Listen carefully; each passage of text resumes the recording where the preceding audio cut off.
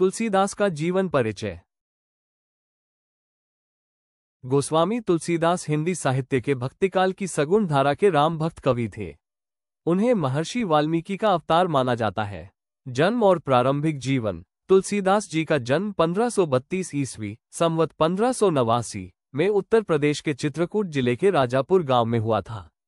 कुछ विद्वान उनका जन्म स्थान सोरो गांव उत्तर प्रदेश भी मानते हैं। उनके पिता का नाम आत्माराम दुबे और माता का नाम हुलसी था। किंवदंती है कि जन्म के समय वे रोए नहीं थे, बल्कि राम नाम का उच्चारण किया था, इसलिए उनका नाम रामबोला पड़ गया। जन्म के समय ही उनके मुख में पूरे 32 दांत थे। ऐसा माना जाता है कि अभुक्त मूल नक्षत्र में जन्म के कारण उनके माता पिता ने उन्हें त्याग दिया था।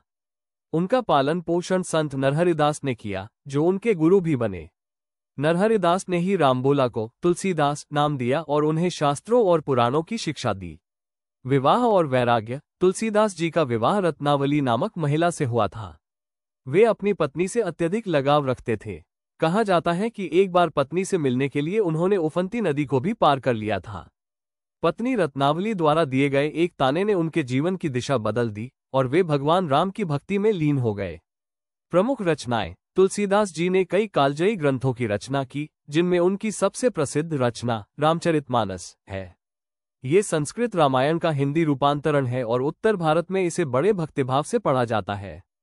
उनकी अन्य प्रमुख रचनाएं हैं विनय पत्रिका, कवितावली, गीतावली, दोहावली, हनुमान चालीसा, जानकी मंगल, पार्वती मंगल, रामाज्ञा, प्रश्न, वैराग्य, संदीपनी, कृष्ण गीतावली, बरवै, रामायण। भाषा और शैली। तुलसीदास जी ने अपनी रचनाओं में मुख्यतः अवधी और ब्रज भाषा का प्रयोग किया।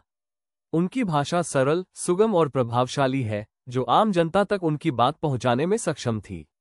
निधन। तुलसीदास जी का निधन 1623 ईस्वी संवत 1680 में काशी, वाराणसी के अस्सी घाट पर हुआ था। वाराणसी में गंगा नदी पर स्थित प्रसिद्ध तुलसी घाट का नाम उन्हीं के नाम पर रखा गया है, क्योंकि उन्होंने अपने जीवन का अधिकांश समय वहीं व्यतीत किया था। तुलसीदास जी ने अपनी रचनाओं के माध्यम से भक्ति, धर्म और नैतिकता का संदेश दिया और आज भी उनके ग्रंथ भारतीय समाज में अत्यंत पूजनीय और प्रासंगिक है।